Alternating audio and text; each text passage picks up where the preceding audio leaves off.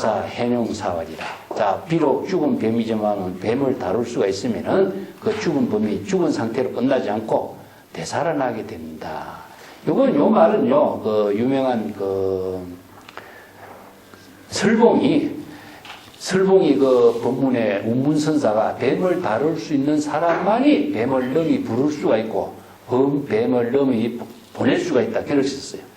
이게 우리가 본래 면목의 지혜를 다 구족하고 있지만은 본래 면목의 지혜를 시절 인연에 따라서 방편의 지혜로 살리기도 하고 죽이기도 하고 살활 자제할 수 있는 능력을 갖추지 못한 사람은 본래 면목을 아무리 갖고 있어도 쓸모없게 되는 거죠.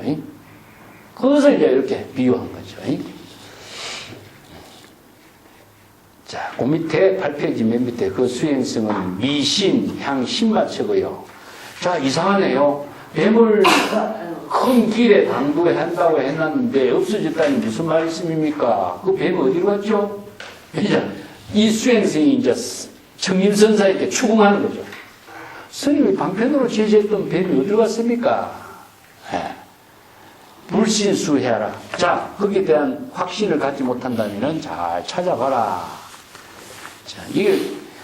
자, 여기서 아까도 이야기했지만 본래 면목을 어디에서 찾아야 될까요?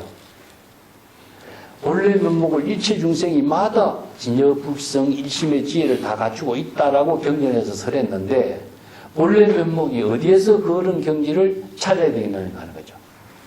이것은 중생 심행에서 본래 면목을 찾아야 된다. 그래서 숲 속에서 찾아야 되리라. 자신의 번뇌 망념 속에서 본래 면목을 깨달아 체득하도록 하라. 왜 그럴까요? 부처의 지혜에서는 부처를 대상으로 찾을 수가 없어요. 그렇기 때문에 중국 선성들이요, 유마경에도 나왔죠. 부처의 경계를 어디에서 구해야 합니까? 중생심의 번뇌 망념에서 구해라. 번뇌 망념의 숲에서 본래 면목을 진여일심을 깨달으라 그러죠. 그렇기 때문에 자, 그대가 번뇌 망념을 자각하는 그 마음이 본래 면목이라는 사실이죠. 그러니까 정법의 안목으로 번뇌 망념을 진단하고 자각하는 그 마음이 본래 면목이라는 거죠. 이 때문에 본래 면목은 숲에서 찾아라. 심초무척어라. 근데 숲길이 너무 깊어서 찾을 수가 없습니다. 자, 이것은 숲이라고 하는 곳을 여기서 이제 그 중생의 현실 세계를 비유했는데 중생의 현실 세계하고 자기의 본래 면목의 지혜의 살림살이 하는 세계를 나누지 않고 하나된 경지에서 지금 여기 본분사의 삶을 어디서 살았죠? 중생의 차별 세계에서 살고 있기 때문에 차별 세계 속에서 본래 면목의 지혜로운 삶을 살고 있기 때문에 불이일체가 된 경지입니다. 그래서 본래 면목의 살림살이를 숲속에서 대상경계로 찾을 수가 없습니다. 이렇게 합니다. 두상만만 각하만만이다. 머리 위에도 가득, 발 밑에도 가득, 법계에 두루하다.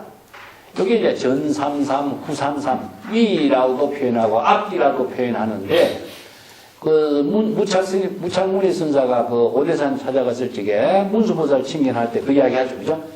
문수보살, 여기에 대중이 얼마나 됩니까? 하니까, 전삼삼, 우삼삼, 앞도 삼삼이요, 뒤도 삼삼이요. 여기 이제 주역에 있는 말을 응용한 것인데, 앞뒤가 같다는 뜻이죠.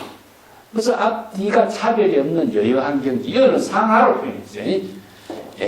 머리 위에 만만, 발 밑에도 만만, 아래 위가 가득 대상 경계로 존재하지 않는 법신의 작용이다.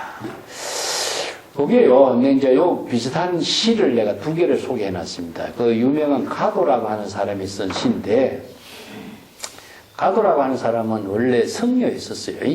성녀로 있다가, 한유라고 하는 재상을 만나서, 그, 시성인데, 시도 잘 쓰는 성녀인데, 그래서 이제 난주 속퇴를 하죠. 근데 이 사람이 쓴 시가 송화문동자, 은사철학거, 지제차산중, 운심부지처, 유명한 구지, 이게 선시입니다, 이게. 그래서 운심부지처라는 것은 이거 안개구름이 가득해서 어떤 곳에 대상으로서 존재하지 않는 것이라 하나된 경지에 세 개를 이야기했는데 이와 똑같은 시가요. 송도에 내려오면은 그 소동파가 제서림사라는 시가 있습니다. 이 시도 참 이거 유명한 시죠. 예. 그 9페이지 내가 좀 번역을 했습니다. 옆으로 보면은 삼봉우리가 서로 연결되어 있고 산의 모습은 멀고 가깝고 높고 낮아 한결같이 가느니 여산의 진면목 알 수가 없는 것은 내 몸이 이 여산과 함께 하고 있기 때문이다. 이렇게 거죠. 그 유명한 불식여산 진면목 지연신제 차산중 요 구절입니다. 이 구절을 갖고 이제 많은 사람들이 이제 회자하고 있죠. 그 소동파가요, 여산에 가면은 서림사, 동림사가 있습니다. 나는 가보지는 않았지만은 시로 나타나요. 동림사에 동림상총선사가 있어가지고 동림상총선사 밑에서 소동파가 깨달아. 그래서 이제 그 오도송을 읊은 것이 무엇이냐 하면은 여산의 운무라는 겁니다. 예. 그게 이제 그 오도송이고, 이거는 서림사에서 읊은 개송인데 여산의 진면목을 알 수가 없으랴. 왜냐? 내가 이 여산과 하나된 경지에 살림살이를 하고 있기 때문에 대상이 없어진 거죠. 그래서 이제 상거 수행자는 산과 하나에 된 삶을 살고 있을 뿐이죠. 산과 나가 나누지지 않는 경지다. 그래서 이런 소동파 같은 인물이 참 대단한 이런 개송을 썼습니다. 자, 시쪽에 봅시다. 그 수행성이 화상, 야수, 방제시득이라. 자, 저는 저대로 잘 알고 있습니다만 화상께서도 방제 조심하셔야 되겠습니다. 자, 뱀에 물리지 않도록 뱀을 대상 경계로 두지 않고 자기 본분사의 삶을 사는 경지에 여여한 경지를 이루려면 스님께서도 방제 조심하라. 이건 뭐냐면요. 이거 유명한 그 백장선사의 본문인데, 우리가 이 보임을 어떻게 해야 될 것입니까? 이겁니다, 보임. 본래 면목을 깨달아 체득하는 것이 중요한 것이 아니라, 보임을 어떻게 해야 될 것입니까? 그래서 이제 보임의 문제가 이 선호념이에요, 선호념. 경전에서. 자신이 번뇌 망념에 타락하지 않도록 후퇴의 경지를 이루도록 하는 겁니다. 그래서 이제 이 보임의 경지라 불교경에서 뭐라고 하냐면은 소가 나머지 곡식밭에 가지 않도록 소를 곡식밭에 가면은 소를 다시 끌어내고 이렇게 하라. 이게 뭐죠? 번뇌 망념이 일어나면은 번뇌 망념을 자각하고 이렇게 끊임없이 하는 것을 여기서 방제라 그래요. 방제. 그래서 선호념은 뭐냐? 자신의 번뇌 망념에 타락하지 않도록 잘 보호하라 하는 것은 뭡니까? 바로 시시각각으로 발심 수행해서 자기의 본래 면목을 상실하지 않도록 하는 것이 불태전이거든요. 그래서 이제 그 금강경에서 열애 선호념 제보살, 선부촉 제보살, 이걸 스승들은 보임이라고 하는 거예요, 보임. 그래서 스님께서도 항상 조심하셔야 될 것입니다. 그렇게 이제 청림선사가 손뼉을 치면서 1등 시계 도끼로다. 우리 모두 똑같이 그 뱀의 독사에 독에 물려가지고 중생심의 번뇌 망념은 다 죽고 불심의 지혜로 여여한 경지의 삶을 사는 경지를 이루었다. 이 수행성을 인가하는 말이죠. 그래서 도끼라고 하는 말은 자 여기서 중생심의 목숨이 뱀의 독에 물려서 없어진 상태란 말이에요. 인명종시가 된 거죠. 그래서 1등 한결같이 시계 그대와 나는 원래 면목의 지혜로 뱀의 독사에서 중생심의 목숨을 잃어버리고 열애의 지혜로 우리가 본분사의 삶을 사는 경지를 이루었댔구나. 이게 인정합니다. 그러니까 이제 장이 후백이니 갱유 후흑이로다. 이 유명한 이제 그 고사죠. 이 이야기도 여러 번 나왔는데 이게 두 사람이 도적입니다. 도적. 후백이라고 하는 도적이 지독한 도적인 줄 아는데 뭐야? 후백이라는 도적이 더 지독한 도적이 여기 한 명 있구나. 이런 이제 비유법이죠. 두 사람이 장이라고 하는 것은 무엇이라고 생각했는데 이보다 더 지독한 놈이 있네. 이런 뜻이거든요. 그래서 이제 후백과 후흑 이야기는 내가 뒤에다 써놨습니다. 그 11쪽에. 이 재미난 이야기죠. 여기에서는 다른 이야기인데, 원래 이제 후백이라는 사람이 우물가에서 요 이야기가 여기서는 다르게, 내가 다른 자료를 쓰는데, 우리가 앞에서 내가 써놔서 이걸 써놨어요. 우물가에서 이렇게 뭘 막 두리번 찾고 있거든. 그게 후옥이라는 사람이 이제, 당신 여기서 뭐 찾고 있어? 아, 내 귀걸이가 여기 우물 안에 떨어졌는데, 그 귀걸이를 찾고 있는 중이다. 내가 귀걸이를 들어가서 찾으면은 이 반튼 당신에게 줄 테니까, 이제 들어가서 찾아주겠느냐, 그러거든요. 그러니까 옷을 훌렁 벗고 이제 우물 안에 귀걸이 찾아 들어간 사이에 옷을 갖고 도망을 가고 있는 거죠. 그런 이야기입니다. 뭐야, 이 옷까지 훔치는 도적이겠죠. 그런 이제 도적 이야기를 얘기했는데, 나도 대단한 경지라고 생각했는데, 너도 대단한 인물이구나. 이런 의미예요. 그래서 이런 비유법을 갖고 인가하는 말로 씁니다. 자, 11쪽의 병창에 봅시다. 만송선사가 이제 본치공안에 대한 해설을 했는데, 이건 이제 전등록이라든가 조당집에 전하는 자료들을 가지고 이제 정리를 하고 있어요. 균주 동산의 제3세의 선지식으로 역할을 했던 청림사근선사는 뭐 척은이라고도 하고 청림사근이라고도 이렇게 이름이 전해고 있어요. 처음에 협산선의 선사의 문화에서 수행을 하다가 동산 5번 선사, 동산 양계 선사를 참문하게 되었다. 그래서 동산 양계 선사가 요즘 어디를 생각하다가 왔는가 하니까 청림이 무릉 지역에 써왔습니다. 무릉의 도법이 이곳과 견주면 어떠한가? 이 도법이란 말은요, 이거 불법을 도법이라고 합니다. 그래서 이제 원래 그 중국 사람들이 이제 불도, 불법 이런 말을 썼거든요. 그래서 이제 도라고 하는 말은 도교에서 이야기하고 있는 도는 자연 법의 도거든요. 이 자연의 도를 말하는 것입니다. 이게 자연의 도라고 하는 것은 외부의 힘에 작용하지 않는 세계를 말하는데, 이 도라고 하는 것은 무엇이냐 하면은 수류하계와 같거든요. 물이 흐르고 꽃이 피는 것처럼 외부의 힘이 가미되지 않고 그 물이 자체적으로 작용하고 있는 것을, 이게 생명의 작용이다. 생명의 작용이라고 보게 돼요. 그래서 이제 불교에서는 이것을 지혜의 생명작용이다. 이렇게 표현하죠. 지혜의. 이게 지혜라고 하는 말을 쓰는 것은, 삼구보리의 지혜작용, 생명의 작용은 하와의 지혜작용. 이 두 가지를 이제 요의경이라고 그러죠. 삼구보리, 하와중생. 이렇게 표현했는데, 선성들이 이것을 이제 불법에 맞추어서 불심의 지혜작용을 도라고 한다. 이렇게 정확하게 표현합니다. 그래서 도로 작용하지만은 도교에서는 이 법이라는 말을 사용하지 않아요.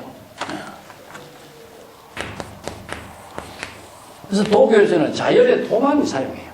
근데 불교에서는 반드시 도법을 사용해요. 이게 뭐냐? 물이 위에서 밑으로 흐르는 것 자체가 법이에요. 그냥 물이 그냥 흐르는 것이 아니라 정확한 불교의 법칙성을 가지고 생명의 작용을 하고 있다는 사실을 법으로 규명한 거죠. 그래서 이 법이라는 것 자체가 이제 논리적인 사고인데, 이 논리적인 사고를 수학적으로 정리했기 때문에 불교에서는 공의 사상을 가지고 법으로 규명합니다. 왜 공을 법이라고 표현했느냐 하면요, 공은 플러스 마이너스가 없잖아요. 여기에서 플러스라든가 마이너스 1이 있다면 이것은 나와 남이라든가 옳고 그름이라든가 선과 악이라든가 이런 차별이 분별이 일어나는데, 이걸 포용하고 있는 것은 제로거든요.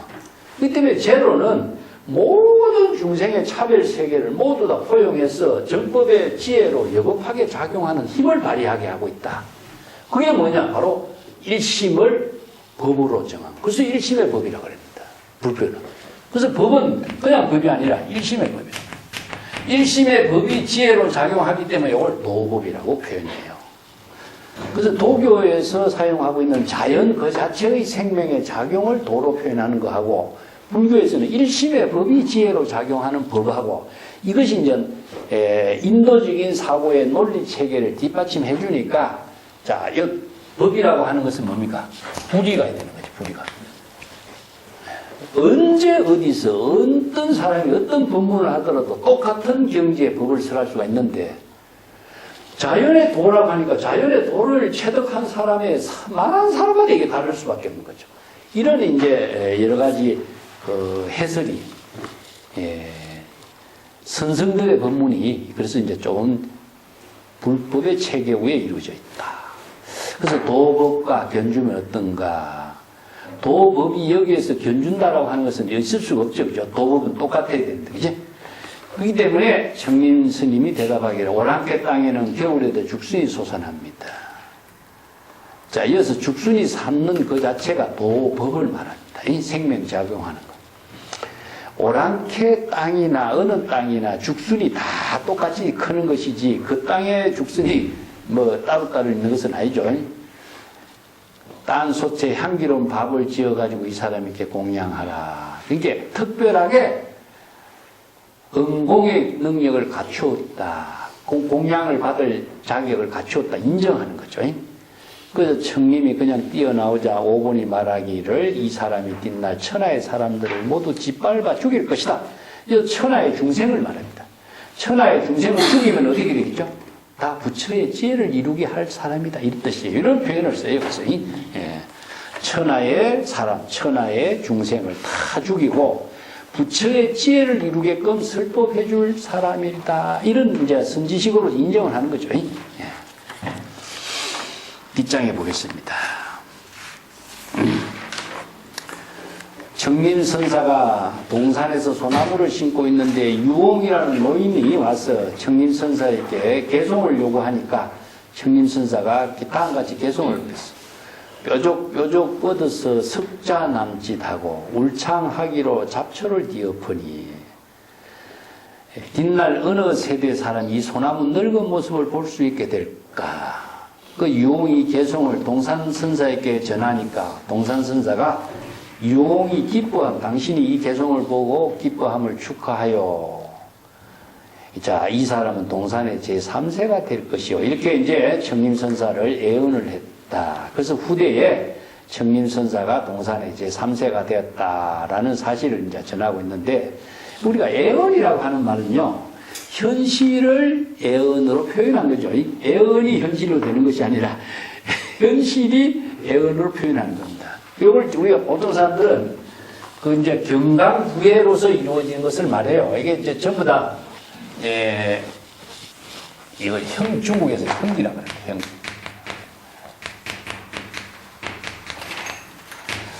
형. 이게 중국에 원래 참사상이 있어요. 참계의 정신이 있어요. 여기 참이라는 한마디로 씁니다. 참이라는 거 중국 사람들이 이제 애언적인 참이죠. 이게 왜냐하면요, 사람이 미래를 알고 싶어 하잖아요. 그리고 미래의 신성한 어떤 성인의 세계에 대해서 만약 그 주역 같은 거 보세요. 지금 우리가 앞에 일어난 사건을 통계적으로 정리해가지고 다시 미래에 어떤 일이 일어날 것이라는 것을 예측한 거잖아요. 이 통계적인 예측이거든요. 그래서 이런 통계적인 예측을 무엇이냐, 이거 참이라고 그럽니다. 미래에 이런 일이 일어날 것이다 하는 것을 참이라고 하는데, 불교에서는 이걸 이제 형기, 숙이라고 해요. 경전에서 숙이라고 해요. 그래서 이제 숙이나 형기라고 하는 것은 반드시 미래에 어떤 일이 이루어질 것이다. 그 법화경에서 뭡니까? 많은 보살들이 당 후대에 부처로서 출연하게 될 것을 예언하잖아요. 근데 선생들은 형기라고 합니다. 그래서 이제 달마다라 존자가 중국의 달마 이후에 달마가 아냐다라 존자가 자기 제자 달마가 중국에 와서 성법이 어떻게 전개될 것인가 전부 다 이런 형기 예언을 합니다. 그래서 예언은 무엇이냐? 현실의 역사적인 사실을 뒷받침한 예언인 겁니다. 그러면 사실이 먼저 돼 있죠, 그죠? 사실을 예언으로 표현한 거예요. 한마디로 말해서. 이 종교의 모든 문헌은요, 기록의 문헌이라고 하는 것은 사실과 기대를 중심으로 해서 예언을 하는 겁니다.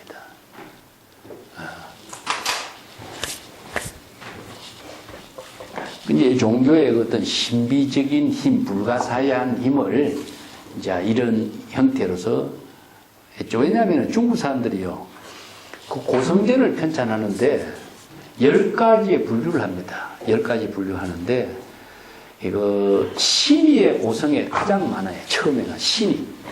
예.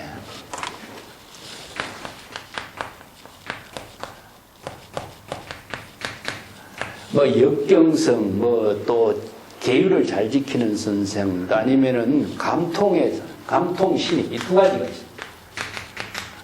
감통신의의 고성, 이런 것인데, 신비한 사실을 전하는 선성, 또 어떤 감흥을 통해서 천지와 함께 작용하는 힘을 펼치는 선성, 이런 사람들인데, 고성전에 10가지 분류하는데 이런 선성들이 굉장히 많이 등장해요. 그래서 이제 왜 이런가 하는 것은 이제 우리가 학술적으로 많이 연구를 할 적에 어떤 효과를 냐면은 현기를 통해서 많은 사람들에게 종교의 위대한 신비한 작용의 힘을 제시하는 역할을 해주고 있어요. 그렇기 때문에 사람들이 여기에서 뭡니까? 끌리게 되는 거죠. 끌리게 되는 거죠. 예, 인연을 맺어주는 역할로서 끌리게끔 하는 거죠. 그렇게 해서 인연을 맺어주는 방편으로 저는 이제 이야기들 많이 전하고 있습니다.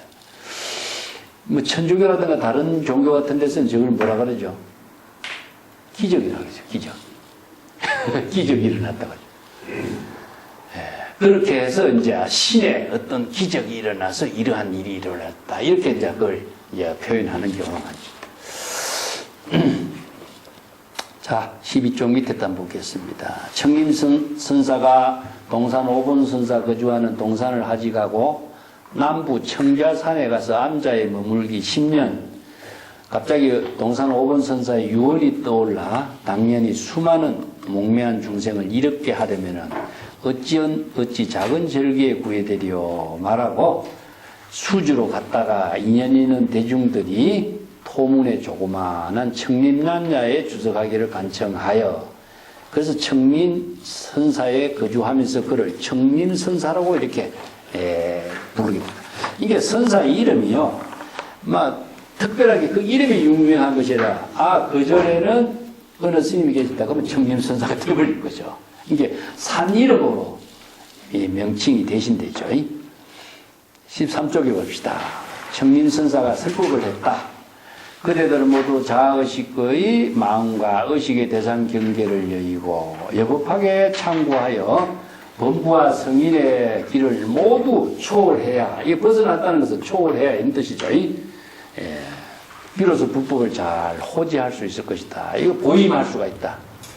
이거 이제 열애인지법행이라고 합니다. 열애의 지혜로 여법하게 자기 본분사의 삶을 살 수가 있다. 만일 이렇게 하지 않으면은 나의 자식이 아니다. 나의 제자가 아니다. 막 이런 의미예요. 그때 어떤 수행성이 질문했어요. 수행인이 지름길로 곧장 길러 갈 때는 어떻게 했습니까? 하니까 대비각을 떠나 중도에 가서 자기 지견을 다시 자랑하려고 곧장 가는 길을 물었으니 그것이 벌써 크게 돌아가는 짓인 줄을 전혀 모르고 있다. 청림선사는 죽은 뱀이 한 길에 놓여 있다고 하고 그의 길을 막았으나 그 수행성은 위험한 일도 돌아보지 않고 그 죽은 뱀과 마주할 때 어찌 됩니까? 하니까 그는 이미 죽은 뱀이 독에 맞은 것이다. 어떤 사람이 말하기를 어찌하여 방망이나 고함으로 정법의 명령을 실행하지 않았을까? 청림선사 역시 그대의 목숨을 잃어버릴 것이다 라고 했다. 그 수행성의 아픔과 가려움을 조금 느낀지라 벗어날 길을 찾아 말하기를 길에 마주치지 않을 때는 어떻습니까? 하니까 그래도 피할 곳이 없다고 대답했다. 그래서 청림선사는 또한 모면할 길이 없어졌고 그 수행성도 힘줄이 풀리고 힘이 다해서 바로 그러할 때 어떻게 할 수 없으니 어찌해야 옳습니까? 그 죽은 뱀이 없어졌다라고 대답한 것이다. 청림선사가 사람을 살리는 솜씨를 여기서 볼 수 있으니 그는 죽은 뱀을 능히 불러들이기도 하고 물리치기도 하고 사로잡기도 하고 놓아주기도 한다. 그대에게 몽땅 부촉하였으나 적치하지 못하는 수가 있고 그대에게 집어서 제시해 주어도 놓쳐 떨어뜨릴 경우도 있다. 이 청림선사가 이제 살활자제한 능력, 안목을 갖춰서 수행자를 제적하는 이야기죠. 그 수행생이 또 말했습니다. 그 죽은 뱀이 어디로 갔죠? 하니까 풀숲이 너무 깊어서 찾을 수가 없으니, 이 말은 없다는 것이 아니라 볼 수 없다는 것이다. 근데 그 수행생 아직도 괴이하게 여기며 화상께서도 조심해서 뱀의 독에 맞지 않도록 해야겠습니다. 청림선사는 한 마리 죽은 뱀으로 그 수행생이 최후까지 도발하고 있기에 그의 허리에다가 감아주고 발에다 묶어주고 손뼉 치면서 말했다. 그대와 내가 똑같이 그 죽은 뱀의 도끼에 물렸구나. 그래서 만송이 하늘을 불태우고 땅을 달군다라고 착어했다. 자, 여기서 불태우고 땅을 달군다는 것은 바로 모든 것을 다 태워버렸다. 그런 말이죠. 여기 이제 뱀을 물리치기도 하고 그런가 하는 것은 이제 설봉선사의 별비사라고 하는 그 공안에 평창에도 언급하고 있는 부분입니다. 자, 14쪽에 봅시다.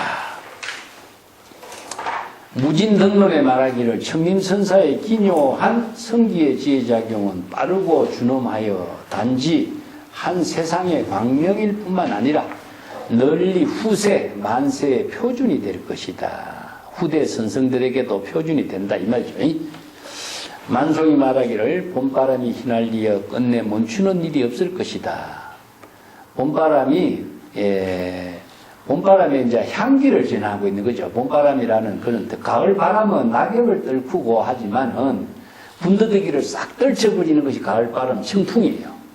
나뭇가지에 있는 이제 생명 활동이 다 끝난 나뭇가지의 이파리를 다 없애버리는 것이 자취 흔적 없도록 해주는 것이라고 한다면 봄바람은 훈풍이거든요.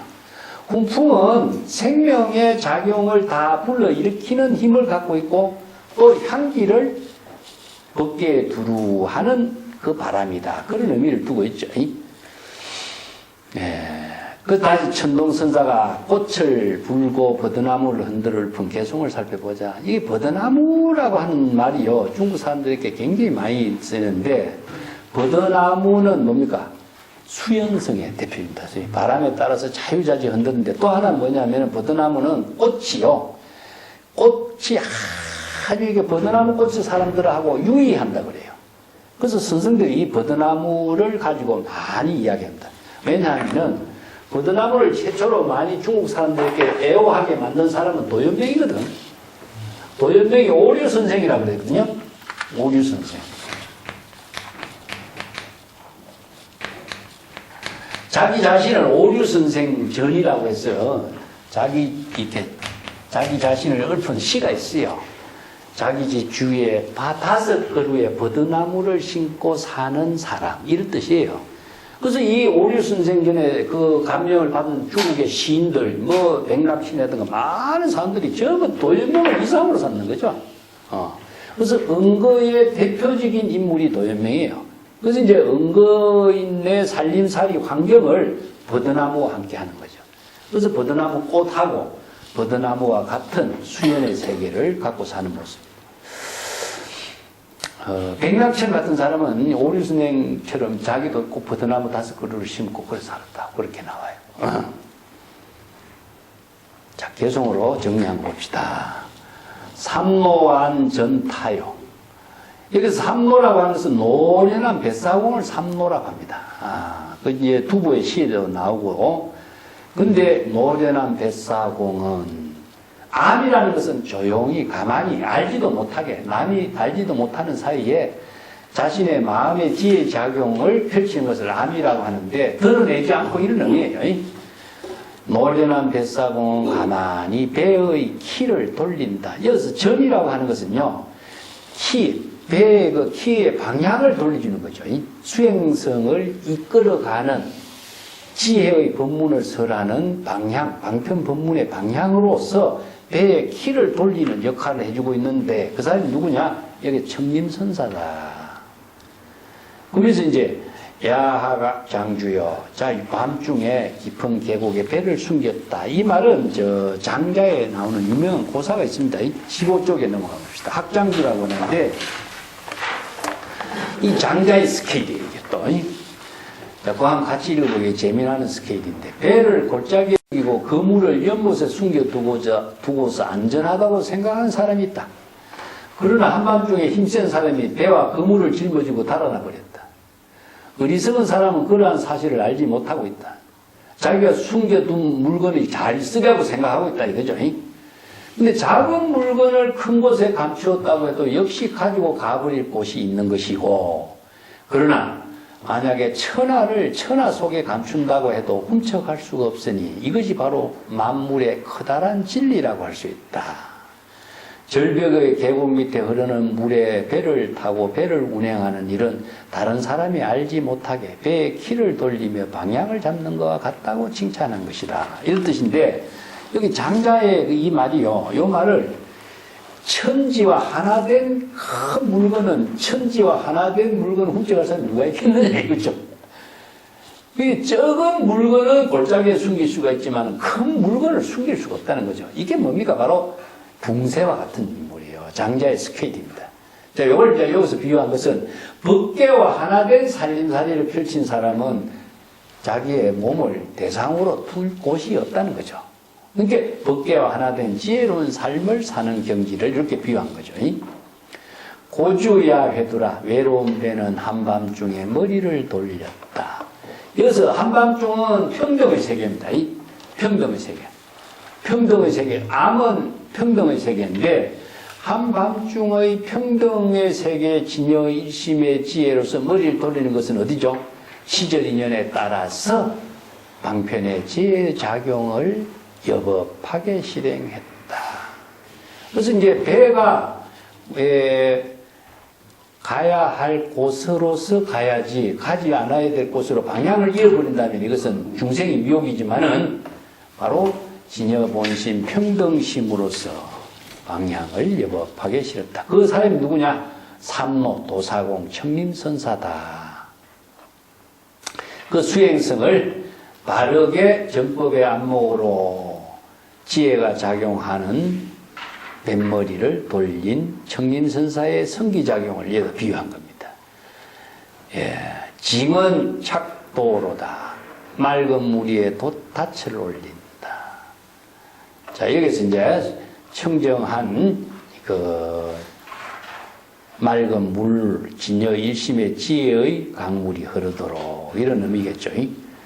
노하 양안설하니, 갈대꽃이 양쪽 강 언덕에 흰 눈빛이요. 갈대꽃하고요, 흰 눈하고 양쪽 강 언덕에 흰 눈처럼 보이는 것은 일색을 말합니다. 일색.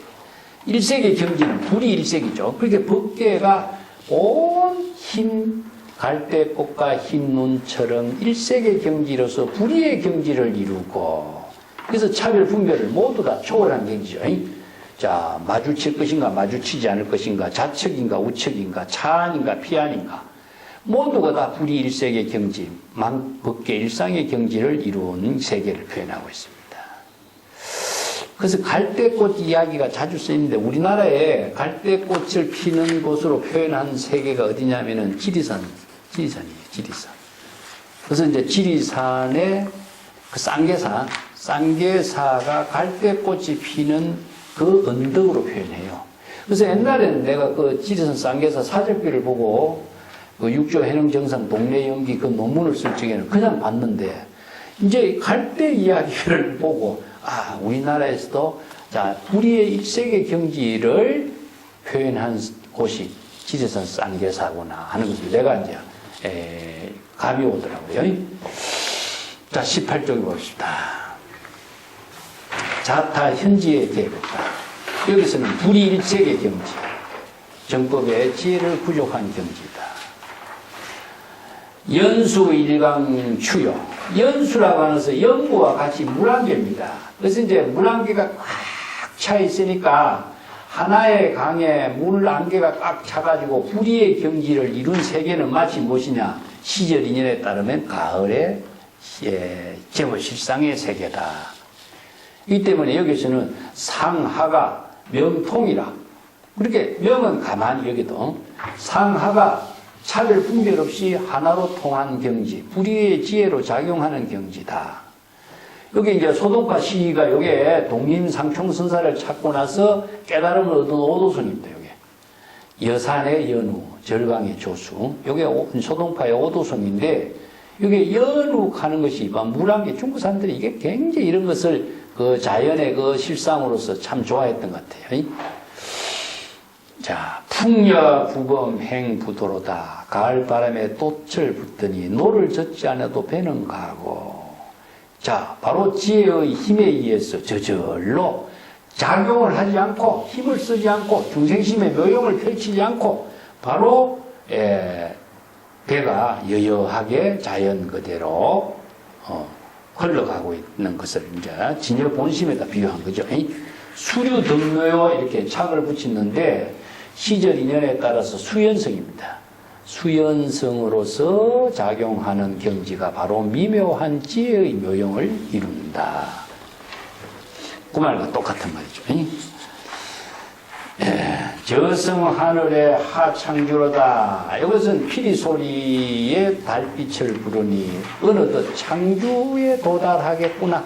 이 창주라고 하는 것은 이상세계를 말하는데 여기 고사가 있어요. 남야대치라고 하는 뒤에 내가 써놨습니다만은 수나라의 원의 장기라고 하는 사람이 바다를 통과하는 사판관이 이게 배를 관리하는 사람인데 바람에 밀려서 어떤 섬에 도달했는데 배상공이 하는 말이 여기가 창주입니다 하니까 그 창주가 무엇이냐 바로 이상향입니다. 이상향 깨달음의 세계, 이상향의 세계, 도리원, 돈격 이런 의미를 써요. 천의 세계입니다. 천의 세계. 그건 이제 여러 가지로 사는데 별천지라고도 쓰고 천의 천이라고도 쓰고 아니면 이상향이라고 쓰고 도하경이라고도 쓰고 여러 가지 쓰는 것이 뭐지 하면은 바로 깨달음의 세계 그 자체를 이제 표현했죠. 중생의 세계에서는 갈등의 세계지만 여기서는 뭡니까? 평안의 세계죠. 그죠? 그래서 이제 불교에서 이야기하고 있는 연화장의 세계 이런 세계를 이렇게 표현하고 있습니다. 무심의 경지에서 이르다 보니까 복례산 창주에 도달하게 됐구나. 여기서 달빛이 무심하게 악개울에 떨어진다는 말도 무심한 이문 등등의 경지가 바로 무예자재한 진여 본심의 지혜의 세계이다. 그래서 무심무사의 세계를 이렇게 이제 별천지의 세계, 삶을 살고 있는 것이다. 그래서 별천지가 공간으로서 이루어지는 세계가 아니라 분리당체라는 뜻입니다. 항상. 분리당체. 지금 여기 자기 본분사의 지혜로운 삶을 사는 이곳을 여의지 않고 이루어지고 있다. 분리당체. 이걸 이제 수쳐 잡죠. 지금 곳에 따라서. 지금 여기.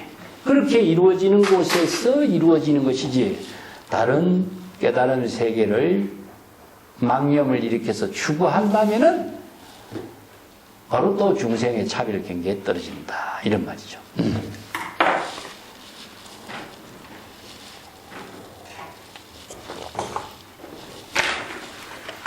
개송의 평청을 한번 또 볼까요?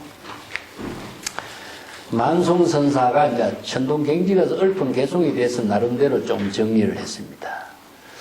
다나자순선사. 다나자순선사는 누구냐면은 천동경지선사의 스승이에요. 다나자순선사가 이 공안에 대해서 다음 같은 개송을 읊었다. 장강의 강물이 투명하게 맑으니 달빛이 훤히 비친다. 여기에서 이제 성화라고 하는 것은요, 두꺼비인데, 달에다 비유합니다. 눈에 가득한 맑은 빛이 자기 집이 아니니, 이것은 눈에 가득한 빛은 의식의 대상 경계로 보이잖아요. 그죠? 그 빛과 하나가 되지 못하고 빛이 밝다든가 깨끗하든가 맑다든가 하는 것은 대상 경계로 보이는 겁니다. 그렇기 때문에 대상 경계로 보이니, 묻노라 어부들의 고깃배는 어디로 갔는고 밤이 깊으면 이전처럼 갈대밭에 묻는다. 여기 밤이 깊으면 이전처럼 갈대밭에 묻는다. 이 말은요, 그 밑에 설두중현선사의 개송을 참고한 것이라고 봐요.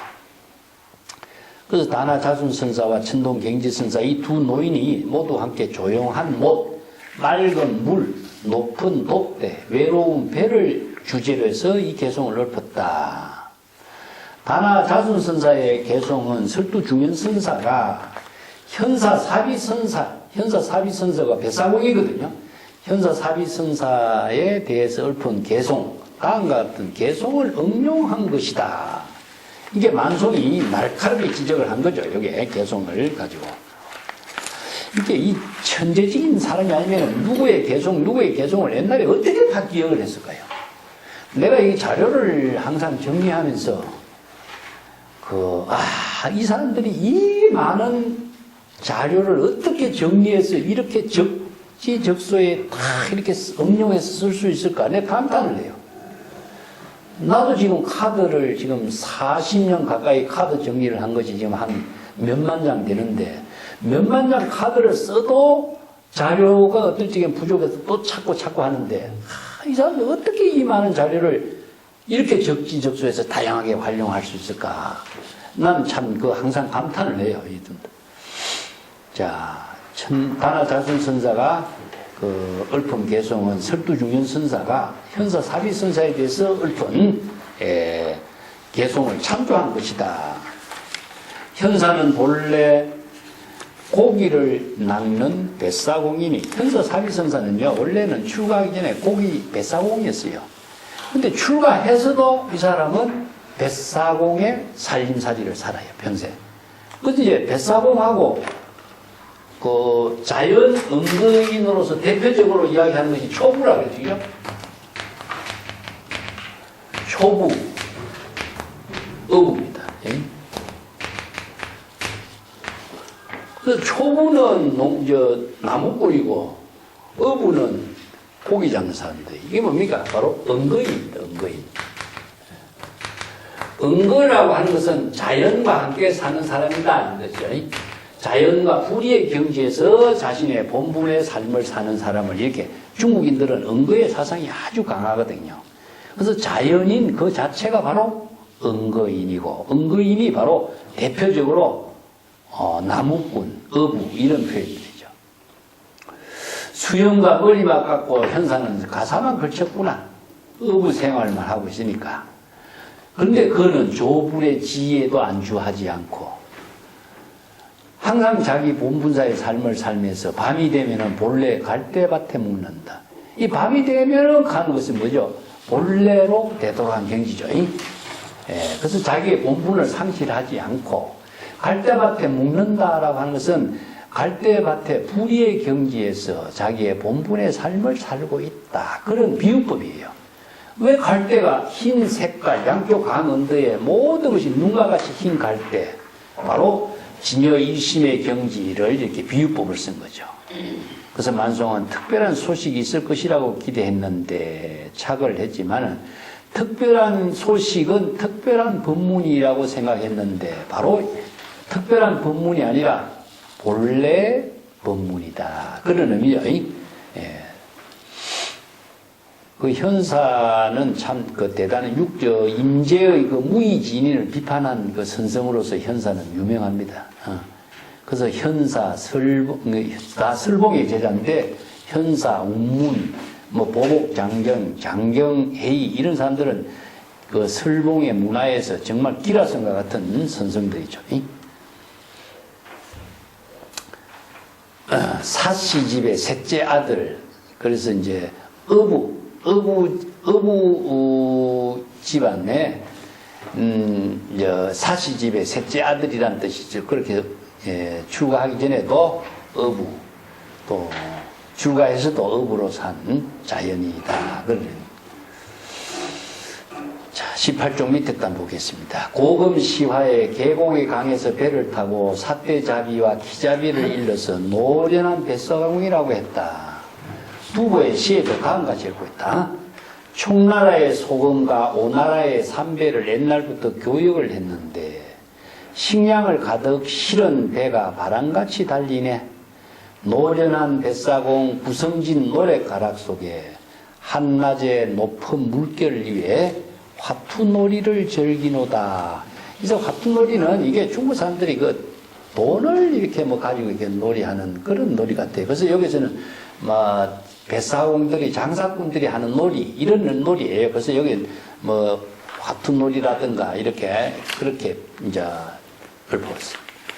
삼노라고 하는 말은 두부의 시에도 전하고 있는 것처럼 노련한 뱃사공이라는 이야기고, 근데 옛날에 이제 장자강을 중심으로 해서요, 이게 이제 무역을 했죠. 그 무역했던 사람들이 뱃사공, 노련한 뱃사공만이 그 장강에 배를 잘 운행을 할 수 있는 사람들을 삼노라고 했다. 이런 말이죠. 자, 19쪽에 보겠습니다. 이 본분사의 일은 마치 어떤 사람이 배를 운행하는 것과 같다. 배는 양쪽 강의 언덕에 머물러서도 안 되고 또한 강의 중간에 머물러서도 안 된다. 그래서 가나다준 서사는 야밤에 갈대밭에 묵는다고 읊었고 천동경지는 바람이 부는 그대로 내맡긴다라고 읊었다. 수행자 여러분 말해보라. 배전의 키를 잡고 뱃머리를 돌릴 때 어떠한 경지인가? 밤이 깊었는데 갈대밭에 묵지 않는다면 강물의 중간에도 강의 양쪽 언덕에도 아득히 벗어나야 하리라. 자, 그렇기 때문에 자, 갈대밭에 묵는다 하는 것은 불의의 경지에 자신의 본분사의 삶을 묵는다라고 하는 것은 여기서 주한다, 주의 의미를 두고 있습니다. 응여시주를 말이에요. 아까도 얘기했지만. 이 주는 거주한다, 지혜로운 삶을 산다. 이게 뭐 살림살이라고 쓰죠. 우리나라 말로는 자기 본분의 살림살이를 이제 불의의 경지에서 살림살이 한다. 왜냐하면 강 언덕에 머문다 하면 강 언덕에 집착하는 것밖에 안 돼요. 그래서 이런 비유법을 이제 개성으로 읊어낸 것이라고 볼 수가 있죠. 이걸 우리가 조금 이해하기 위해서 내가 밑에다 써놨습니다. 그 19쪽의 중간에 봅시다. 마치 어떤 사람이 배를 운항하는 때에 배를 양쪽 강 언덕에 머물러도 안 되고 또 강물 중간에 머물러도 안 된다. 이 말은 화엄경에서 설하고 있는 부분이에요. 그래서 이제 어느 대상 경계에 요건 무주의 경지를 배 운행하는 거를 비유해 놨는데 뱃사공이 배를 운항할 때 양쪽 언덕에 정박하지도 않고 저쪽 언덕에 정박하지도 않고 중앙에도 정박하지 않는 것이 바로 중생들을 깨달음으로 운반하는 일이 항상 머무름이 없는 경지, 무주를 말합니다. 이 말은요, 유마경에 제의 본성이 마음 안에 있지 않고, 이거 아니라고 하는 것은 마음 아니라고 봐야 돼요. 마음 안에도 있지 않고, 마음 밖에도 있지 않고, 중간에도 있지 않는다. 부처님이 설한 바와 같이 마음의 번뇌망림의 때가 있기 때문에 중생이 때가 있고, 마음에 청정하면 중생이 청정하니, 마음은 안에도 있지 않고 밖에도 있지 않고 중간에도 있지 않으니, 그래서 마음이 그러하다 제의 실체도 역시 실체로 존재하는 것은 없다. 그래서 제법은 역시 이와 같이 여여한 경지를 벗어나지 않는다. 그래서 이 법문은 여기에서 이제 머무름이 없는 무주의 경지를 이렇게 표현했어요. 아까도 내가 이야기했지만은 응여시주, 여시라고 하는 것은 열애와 같이 진여 본심의 지혜로 시절 인연에 따라서 여여하게 작용하고 있는 것을 여시주라고 합니다. 그래서 불수자성 수연성이라고 하는 것처럼 우리 자성은요, 누가 자성을 주재하는 자가 없기 때문에 자성을 지킬 수가 없어요. 이게 중생심으로 작용하면 자성이 중생심이 돼버리고, 부심으로 작용하면 자성이 부심의 지혜로 작용하는 거죠. 그래서 응여시주 이렇게 표현하고 있습니다. 그렇기 때문에 여기서 마음 안과 밖 중간 어떤 것을 대상 공간으로 설정하면은 본심의 지혜를 상실하기 때문이죠. 그래서 응여시주 이렇게 표현합니다.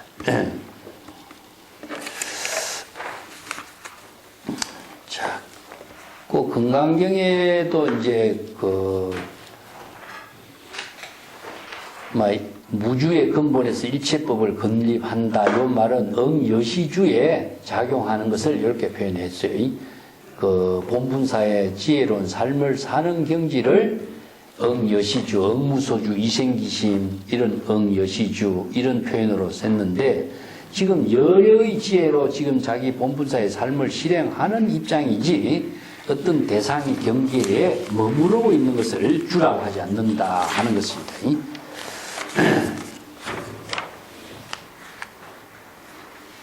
내가 그 맨 뒷장에 한번 봅시다. 자, 뒷장 위에서 세 번째 줄, 네 번째 줄가 언제 어디서나 무주 무상의 경지에서 배와 강물, 강의 언덕, 바람, 일체의 대상 경계를 초월한 지금 여기 자기 본분 사이에 몰입해야 한다는 입장이다. 그래서 자아의식과 의식의 대상 경계를 초월한 진여 본심, 본래 면목으로 지금 여기 시저진연에 따른 자기 본분사의 지혜로움을 사는 경지가 무주처, 무소주, 깨달음의 세계인 창주, 불경계, 불국정토라는 사실이다. 그 한경의 개성을 내가 이제 아까도 이야기했지만 취라고 하는 개성이 나오는데 세 번째, 만약에 부처의 경계를 알고자 한다면 반드시 자신의 마음을 텅 비우고, 자신의 마음은 중생심에 자아의식의 망심을 텅 비우고 이런 뜻이죠. 마음을 흑원과 같이 청정하게 하라. 자아의식과 의식의 대상 경계를 추구하는 망념을 멀리하면, 그래서 대상 경계를 추구하는 것이 뭡니까? 목적입니다. 부처라든가 깨달음이라든가 열반 해탈이라든가 대상 경계를 추구하는 망념을 멀리하면 진여 본심은 일체처에 걸림없이 무해자재하게 되리라. 그 세 번째 원문에 보면은 원리, 망상, 급제, 취라는 말이 있죠. 그죠? 아까도 얘기한 취라고 하는 말은 무엇이냐 하면은 취향이라는 목적을 설정해 두는 겁니다. 깨달음을 의식으로 대상 경계로 목적을 설정해서 추구하는 것이 바로 중생이기 때문에 이것을 삼해탈문에서는 무작이라고 표현한 거예요. 무작. 대상 경계, 무원, 어떤 목적을 추구하는 마음을 일으키는, 여기서 원은요, 원력이 아니고 어떤 목적을 추구하는 바람을 두지 마라. 이런 뜻이죠. 그렇기 때문에 여기 바람을 둔다는 것은 뭐냐? 자신의 마음의 조작심으로서 깨달음, 부처, 해탈, 열반, 무엇을 얻으려고 하고 마음 밖에서 얻으려고 하는 망심을 일으키는 작용을 하지 말라. 그런 말이 이제 취라고 하는 말입니다. 취. 그래서 이제 아공, 법공, 그리고 삼해탈물의 경지를 이룰 때에 지금 자기 본분사의 삶을 여여하게 지혜로 작용하게 되리라. 이게 바로 응여시주입니다. 금강경의 것은 발심도 수행도 중요하지만은 망심을 항복하는 마음, 발심, 수행도 중요하지만 사실 가장 중요한 것은 응여시주입니다. 어떻게 보살도의 삶을 본분사로 실행할 것인가? 열애의 지혜로운 삶을 어떻게 실행해야 될 것인가? 사실 경전의 법문은 이게 핵심이거든요. 그래서 이제 수행, 발심, 수행, 본분사의 삶, 이 세 가지로 이제 정리할 수 있는데 선생들은 이제 이것을 나누지 않습니다. 함께 이루어지게 한 게. 그게 바로 지금 여기 자기 본분사. 그래서 지금은 발심이죠, 그죠? 여기는 시절인연에 따른 것이요. 본분사는 지혜로운 삶을 이루는 것. 이것을 함께 이루도록 하는 말이지, 이것을 단계적으로 따로따로 이루어지는 일은 불가능한 거죠. 그래서 여기 환경의 개성도요, 함께 이루어지는 겁니다. 함께. 다시 한번 환경 개성 한번 보세요. 20페이지에. 부처의 경계를 알고자 하는가. 부처의 경계는 대상으로 존재하는 것이 아니라 자신의 마음을 청정하게 할 때 흑원과 같이 된 경지가 바로 부처의 경지이다. 망상을 비운 경지, 그게 공의 경지가 바로 대상 경계의 목적을 추구하는 망상까지 다 비운다면은 진여 본심은 자유자재하게 본분사의 삶을 이루게 된 것이다. 그러니까 동시에 이루어지는 거다. 발심 수행과 응여시주가 함께 이루어지는 거죠. 개성으로서는 이렇게 4개로 이렇게 설명했지만은 기성정결이라든가 이게 사구계로 설해놨지만은 이것은 일구라 그래요. 일구. 그 선성들은 사구계를 일구로 바꿔버리죠. 그죠? 예. 그게 이제 자기 본분사의 삶을 실행하는 길이다.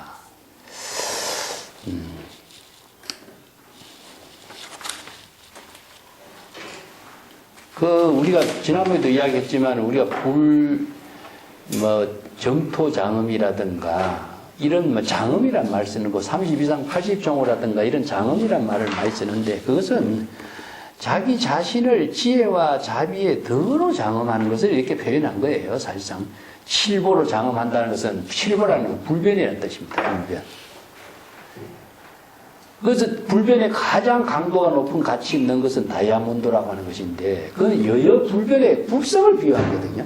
그래서 불성의 지혜로 작용하는 그 세계가 바로 부처의 지혜를 장음하는 것인데 장음한다라고 하는 그 살림살이가 자기 본분사의 보살도로 이루어지는 것을 이제 불법의 가르침의 핵심으로 제시하고 있죠. 이것을 우리가 독창성이라든가 귀인이라든가 명인이라든가 여러 가지 재불열애라든가 이런 말을 쓰는데 그래서 우리가 궁극적으로 재불열애라든가 귀인이라든가 명인이라든가 이런 말을 이루는 것은 무엇이냐 하면은 여법하게 지혜로운 삶을 사는 그것이 바로 이제 귀인이 되는 거죠.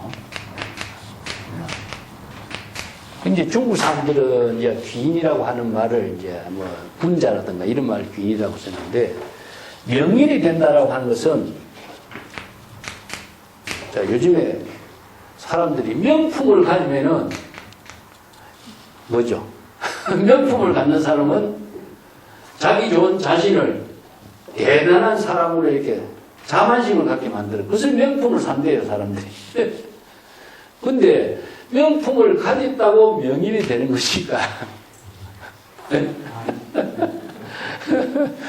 그렇다면 기인이라고 하는 거 기중품을 갖고 있다고 기인이 되는 것이냐? 사실은요, 명이라는 것은요, 명저의 지혜를 갖춘 사람을 명이라고 합니다. 명저의 지인이라는 것은 훌륭한 성인의 지혜의 법문을 갖춘 사람이란 뜻이죠. 그렇다면은 훌륭한 지혜의 덕을 갖춘 명인이 되려면은 명저를 읽지 않으면 안 돼요. 그래서 고전이라고 하는 말을 우리가 명저라고 하는데 고전은 많은 사람들이 추천은 하지만은 고전을 읽는 사람은 지극히 적다는 거죠. 모든 사람이 고전을 추천을 하는데 고전을 읽는 사람은 없다는 거죠. 왜냐? 고전은 어렵기 때문에 많은 사람들이 좋아하지 않아요. 그래서 고전을 읽는 사람은 드물어요. 고전을 읽고 고전의 지혜를 배우는 사람은 명인이 되는 거죠. 고전의 지혜를 배우지 않는 사람은 경전이나 어록에 그 부처의 지혜의 법문을 배우지 않는 사람은 부처의 지혜와 덕을 실행할 수 있는 보살이 될 수 없는 거죠. 그래서 이제 명저나 고전은 자신의 지혜와 덕으로서 자신을 장엄하는 거든다. 그래서 자기의 지혜와 덕을 재불 보살의 지혜와 덕으로 구족해서 장엄했을 때 자신이 재불 보살이 되는 것이지 남이 장엄해 주지 않는 거잖아요. 그래서 이제 이게 독창이라고 하는 말은 독자적인 지혜의 안목으로 자신만이 독자적인 방편 지혜의 안목으로 독자적인 삶을 지혜와 덕으로 장엄하는 것이다. 고전을 읽지 않으면 절대 불가능합니다. 고전을 읽을 때에 고전의 지혜로 자기를 장엄할 수 있는 능력을 갖출 수가 있다. 이런 의미죠. 자, 오늘 59칙은 이렇게 한번 정리를 하고 마치겠습니다.